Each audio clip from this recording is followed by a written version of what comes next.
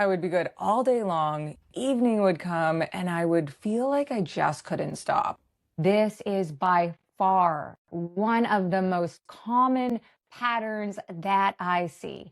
And hear me, it is not because you lack willpower. Even subtle thoughts like I shouldn't be eating this, this is my last one, I need to be better tomorrow, can create a sense of not enough in the body. This is actually referred to something called the Last Supper mentality. And it's wild because we would think that the Last Supper mentality would come into play when just like when we weren't eating those foods, right? But simply having those thoughts of, I really shouldn't be having this, or tomorrow I'm totally done, I'm never having this food again. I'm going to make up for this. I'm going to make sure I get an extra workout in tomorrow. Thinking in those ways actually activates that Last Supper mentality, which stems from this scarcity response.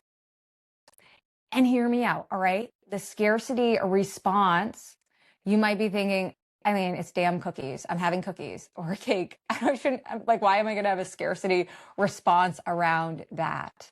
Because it's not really about the food. We think it's about the food. It feels like it's about the food. It's not really about the food.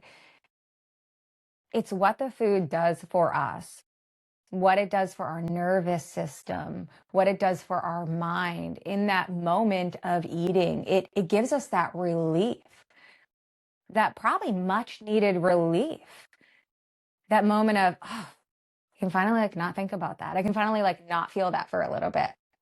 And that's actually really an important part of survival. And so when we even think about taking that away, our nervous system shifts into this heightened state of protection. Like, you're not taking that away because that has been giving me relief and I need that.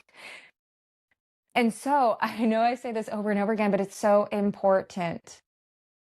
We need other ways to nourish ourselves beyond our plate. And we want to rewire the ways that we think about food. And please hear me out on this. There's nothing wrong with you. You're doing nothing wrong, right? Your body, your brain, your nervous system just trying to protect you in the ways that it knows how. And if we don't know like other things to do, how the heck are we supposed to do them? And so, yes, absolutely. We want to find other ways to nurture ourselves outside of food. I talk about that all the time because it's so essential. And we want to work on rewiring the ways that we think about food, the ways that we speak to ourselves, creating those new neural pathways. Super important. But I don't want you to miss this part. Hear me on this. If you've heard nothing else, right? Hear me on this. The urgency that you feel around food, the pull that you feel around food, it is not only in the thoughts. It resides in the body. And that is why, even though we might know this food is going to give me a fleeting moment of relief, it's going to give me a fleeting moment of pleasure, and then I'm going to feel like crap. Or maybe like, this food, I just know it's not going to leave me feeling well. Like, we can know all of that. We can know all of that. And we're not shaming food. I like my snacks, right? But if food really is leaving you feeling unwell, if you know that you're eating it and using it as a way to numb, right? That's not life-giving. That doesn't help us. We're not going to judge or shame, but we know that like there's probably other things that we want to do as well. But we can get really thought heavy, right? We can get really heady. We can get really up in our thoughts, trying to overanalyze, think through. We're like, I know these. Well, it doesn't just reside in our mind. It actually resides in our body. The pull towards food, the ways that we've comforted with food, our body remembers all of that. And so, yes, we do want to work through and address, the ways that we're thinking about food, the ways that we're talking to ourselves. But I'm going to say we need to also help the nervous system to find ways for that relief, ways to feel safe, ways to feel supportive, ways to feel acknowledged beyond food. And this is why I focus so much on nervous system regulation. I focus so much on somatics. This is why, yeah, I'm all about the food freedom. Food freedom is individual, right? It's a very individual journey, right? Your definition of food freedom may totally differ from mine. And that's such a beautiful thing. But without the nervous system piece, without addressing the body, we're not going to get the freedom that we're really seeking. And so that's why the nervous system piece is such a key component of what I teach and share. And if you have not grabbed my free calm reset practice, I will pin it in the comments. Definitely grab that. Start doing that practice. It's a way to really support your nervous system, really help your nervous system feel safe and acknowledged and get that nourishment beyond the plate.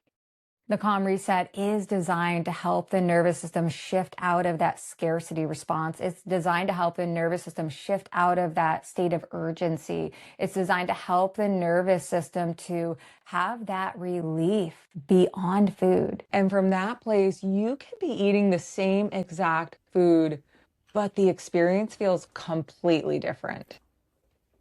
There's more space, more choice, and less urgency. And it's not about the container. It's not about the plate. It's about how your body and your nervous system is feeling. It's about the support that it's receiving. Because the truth is, when your system really feels supported, food no longer holds any power over you. Sure, we got to eat, right? And sometimes we're going to choose to eat yummy foods. But it feels so much different. There's a lightness about it. There's a freedom about it. There's yeah, I could have it, or I could just like not have it. And it's just not a big deal. So I truly hope you hear my heart in this. If any of this has related for you, it's all coming from my own healing journey. All right. It really is. This is the stuff I talk about, the stuff that I've struggled with and the things that have helped many people move through. And so if any of this has related for you, I really want you to know you are not broken.